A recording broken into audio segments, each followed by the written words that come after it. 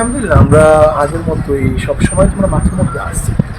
ইসলামী আন্দোলন বাংলাদেশ সৃজনার কোনো সংগঠন নয় যে নির্বাচনের সময় কাজ করে, নির্বাচনের বাইরে কাজ করার ব্যাপারটা এরকম না। ইসলামী আন্দোলন বাংলাদেশ সবসময় সারা বর্ষ তারা পরিকল্পিতভাবে তারা কর্মসূচি পালন করে।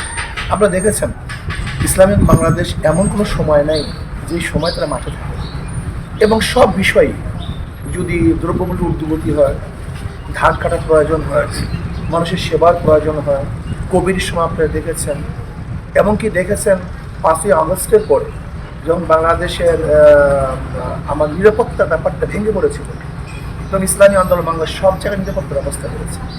এমনকি পুলিশ লাইনগুলিতে ইসলামী আন্দোলন বাংলাদেশ নিরাপত্তার ব্যবস্থা করেছে। থানাগুলি ইসলামী আন্দোলন বাংলাদেশ পাহারা দিয়েছে। কাজে ইসলামী আন্দোলন বাংলাদেশ এরকম না যে সিজনাল কোনো কর্মসূচি বিশ্বাসী।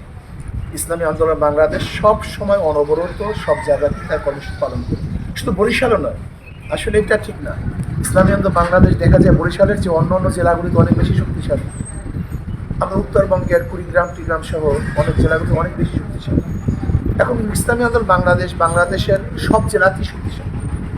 আশা করি ইনশাআল্লাহ ইসলামী আন্দোলন বাংলাদেশ যেভাবে কাজ করতেছে, যদি এইভাবে কাজ করতে পারে তাহলে মানুষ তাদের ডাকে সাড়া দিয়েছে, তাদের বক্তব্য গ্রহণ করেছে, তাদের বক্তব্য যৌক্তিক। ইসলামী আন্দোলন বাংলাদেশ ইসলাম দেশ ও মানবতা, ইসলাম দেশ ও মানবতার কল্যাণে যারা যখন যেই সময় জোট করতে চায়, কাজ করতে চায়, ইসলামী আন্দোলন বাংলাদেশ তাদের সাথেই কাজ করে।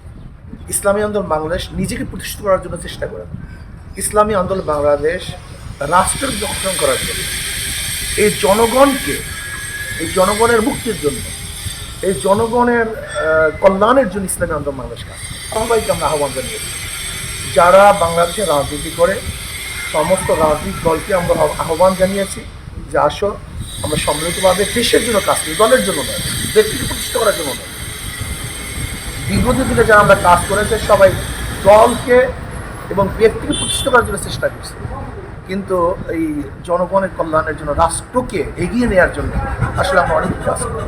আমরা পিআর সিস্টেম নির্বাচন দাবি করছি। যদি পিআর সিস্টেমে নির্বাচন, আনুপাতিক হারে নির্বাচন হয়, তাহলে জোটের কোনো প্রয়োজন হয় না। মানুষ মার্কায় ভোট দিবে। সমস্ত আদর্শের মানুষের সরকার গঠিত হবে, যেখানে সমস্ত আদর্শের মানুষ ক্ষমতায় যেতে পারবে। এমনকি হিন্দুর কমিউনিটি যারা আছে তারা যদি তাদের মার্কা দেয়, তাদের একটা প্রতিনিধি দল সেখানে যেতে পারবে।